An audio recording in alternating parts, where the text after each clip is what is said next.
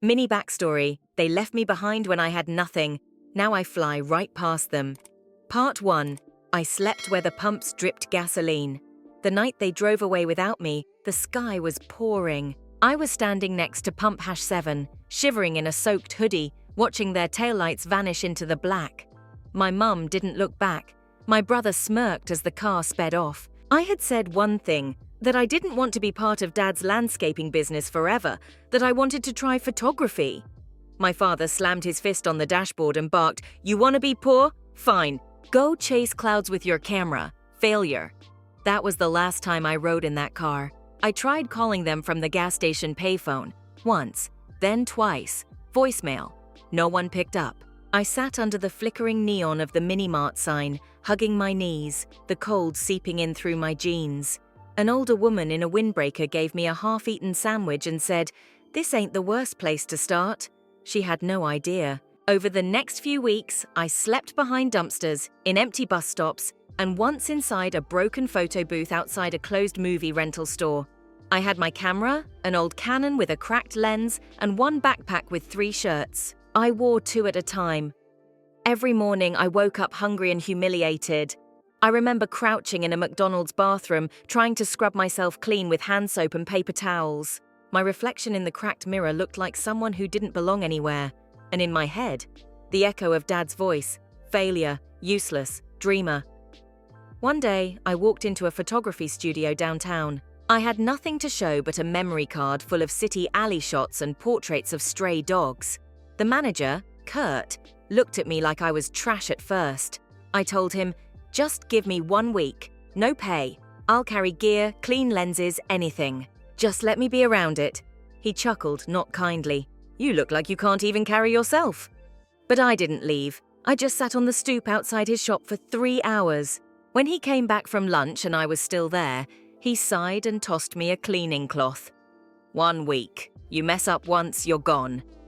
That week turned into a month. I swept floors, set up lights, ran errands, and asked a million questions. At night, I took photos of the city. Graffiti, shadows, broken signs. I posted them online through a public library. No one noticed, not at first. Then one day, a photo I took of a homeless man with his dog in front of a burning sunset went viral. 10,000 likes, then 50. Then an email. "Your photo made me cry. Can I buy a print?" By the end of that year, I was making more in a month than my dad did in a year of mowing lawns. I was still sleeping on couches, but now they belonged to artists, not strangers. My name started showing up in online art blogs.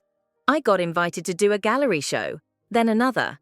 But I never forgot the rain, or the sandwich, or the way my mom didn't look back. Part 2. They said I'd be nothing. Now they beg for my time. I still remember the smell of mildew from the first art studio I rented, a crumbling attic space with 1 working bulb and mold creeping along the corners. I didn't care. It was mine. Every morning, I opened the windows and watched the sun hit the rooftops. My camera never left my side. I was obsessed, not just with pictures, but with telling stories the way I wished someone had told mine. The rawness, the rot, the rise. That's when the messages started rolling in. "We'd love to feature you in our visual artist spotlight. Would you be available for a magazine cover shoot? We represent a luxury fashion house. Can we fly you to Milan?"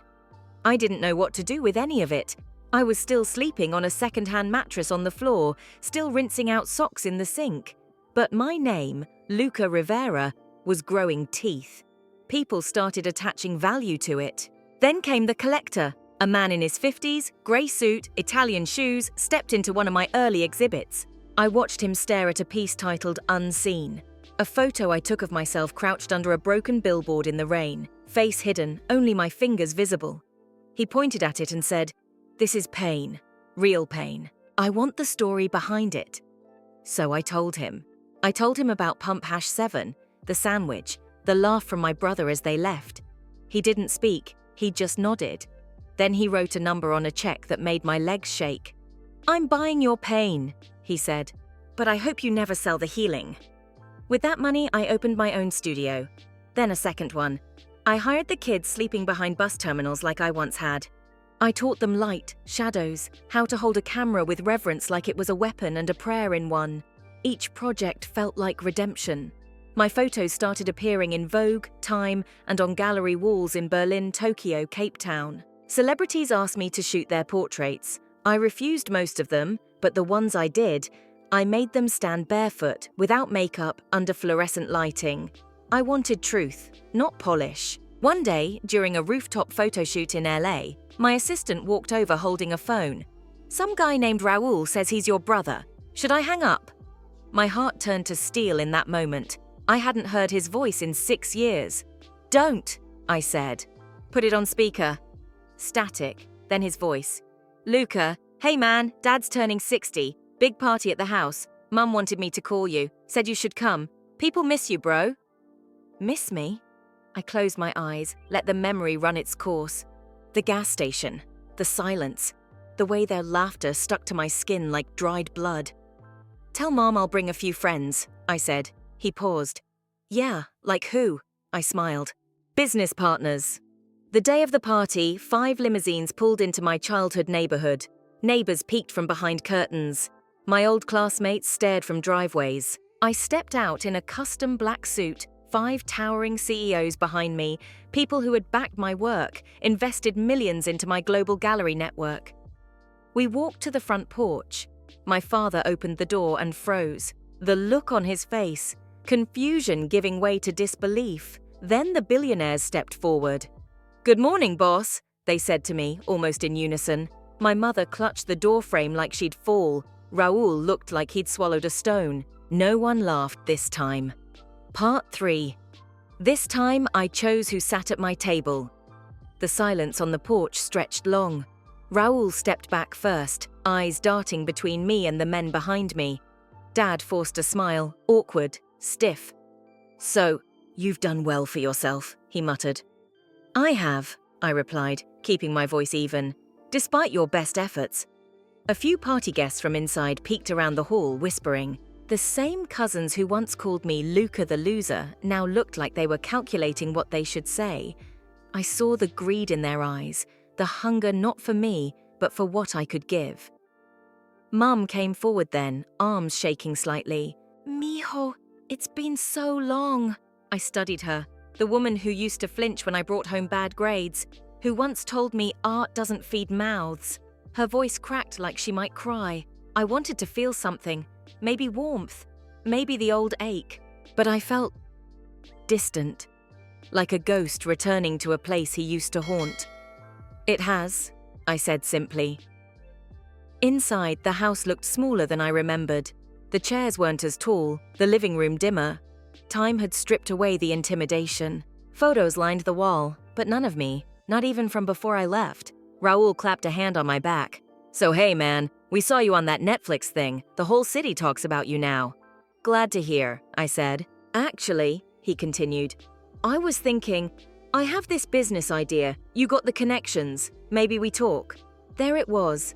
I didn't answer, just glanced at the billionaires behind me. They were sipping wine, politely ignoring the tension, but I could feel their awareness. One of them, Helena, a sharp-eyed real estate mogul from Berlin, leaned in and whispered, "Do you want to stay?" I looked at her, then at my old family, at the cracked wallpaper, the tension pretending to be love. "No," I said. "I just came to deliver something." I walked back outside, returned minutes later with a large canvas wrapped in velvet. I placed it in the middle of the living room and pulled off the cloth.